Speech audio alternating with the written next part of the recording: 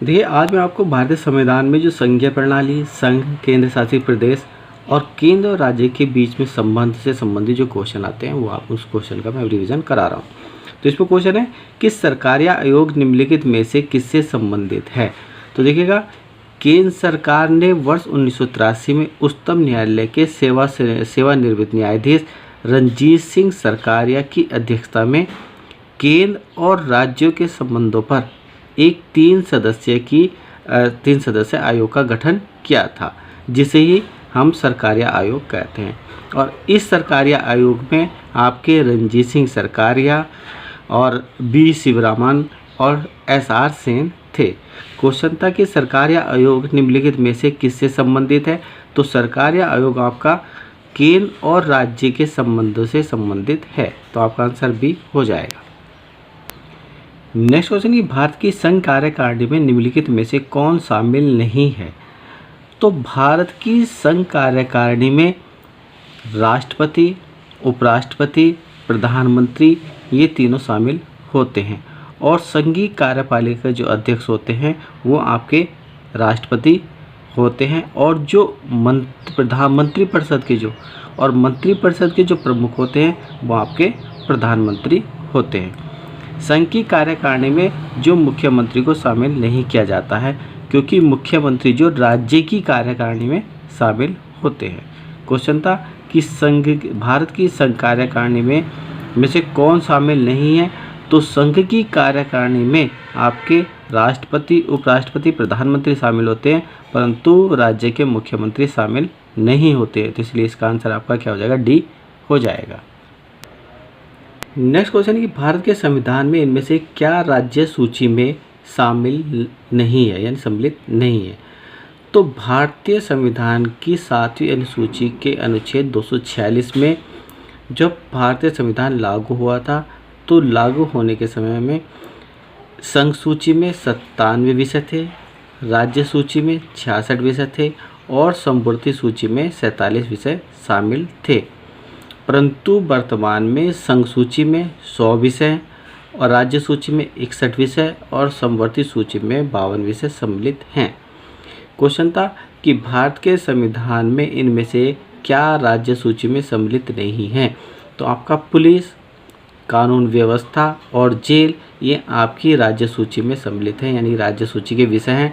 पर दंड प्रक्रिया संहिता ये आपके राज्य सूची में का विषय नहीं है। दंड प्रक्रिया संहिता जो आपका समवर्ती सूची में आता है, तो इसलिए आपका आंसर डी हो जाएगा। दंड प्रक्रिया संहिता राज्य सूची में सम्मिलित नहीं है। देखिए, नेक्स्ट क्वेश्चन है कि भारत के संविधान में जन स्वास्थ्य एवं स्वच्छता किसमें शामिल है। तो देखिएगा, ये जो अभी मैंने क्वेश्चन कराया था सेम उसी की तरह का क्वेश्चन है कि भारतीय संविधान की 7वीं अनुसूची में अनुच्छेद 246 में संघ, राज्य और समवर्ती सूची का वर्णन किया गया है।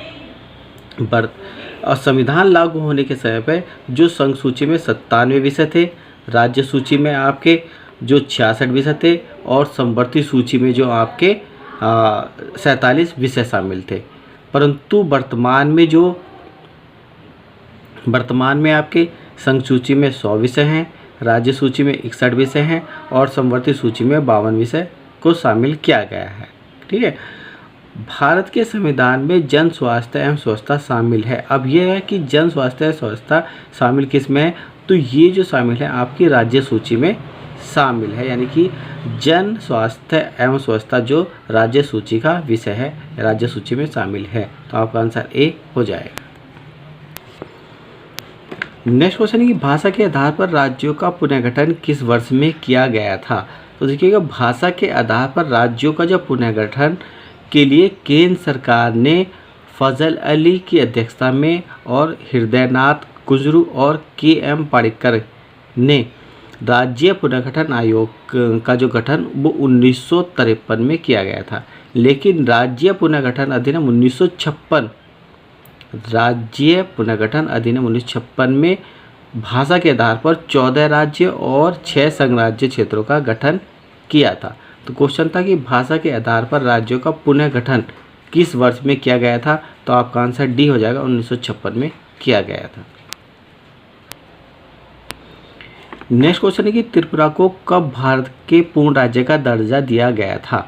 तो त्रिपुरा एक जो उत्तर पूर्वी राज्य है और त्रिपुरा देश का तीसरा सबसे छोटा राज्य है।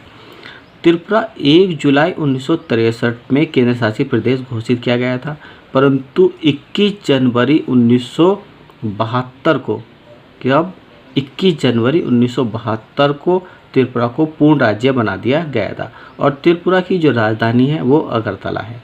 क्वेश्चन था कि त्रिपुरा को कब भारत के पूर्ण राज्य का दर्जा दिया गया था। तो आपका आंसर बी हो जाएगा, 1972 आपका आंसर हो जाएगा। नेक्स्ट क्वेश्चन है कि संघात्मक शासन व्यवस्था का विशेषज्ञ किसे माना जाता है। तो संघात्मक शासन व्यवस्था का विशेषज्ञ जो केसी हेयर को माना जाता है। केसी हेयर के अनुसार संघात्मक शासन द्वारा सामान्य और प्रादेशिक शासकों में सामंजस्य होते हुए भी वे अपने अपने क्षेत्र में स्वतंत्र होते हैं।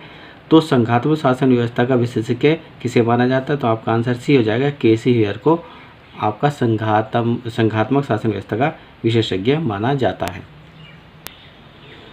नेक्स्ट वन, संघात्मक सरकार का निम्न में से कौन आधार है।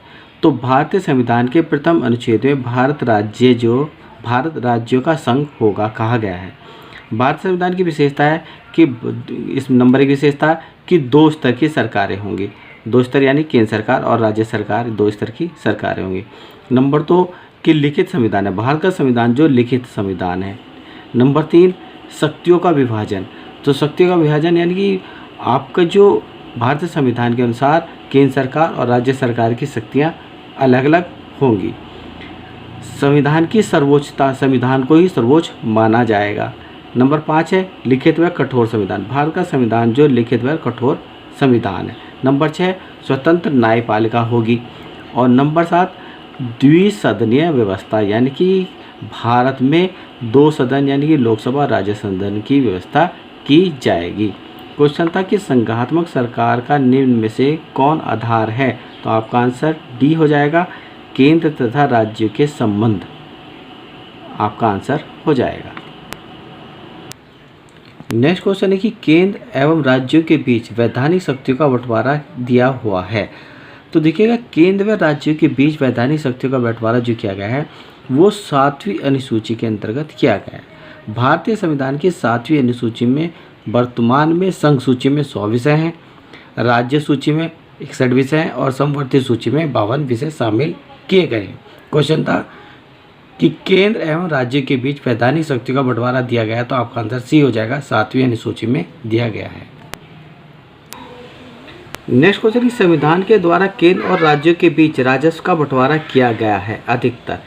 तो देखिए भारतीय संविधान के भाग 12 के अनुच्छेद 268 से 293 में केंद्र और राज्य के बीच वित्तीय संबंधों का उल्लेख किया गया है, परंतु यह जो है भारत सरकार के अधिनियम 1935 के अनुसार या इसके अंतर्गत आते हैं। तो क्वेश्चन था कि संविधान के द्वारा केंद्र और राज्य के बीच राजस्व का बंटवारा किया गया है अधिकतर। तो आपका आंसर सी हो जाएगा, भारत सरकार के 1935 के अधिनियम के अनुसार।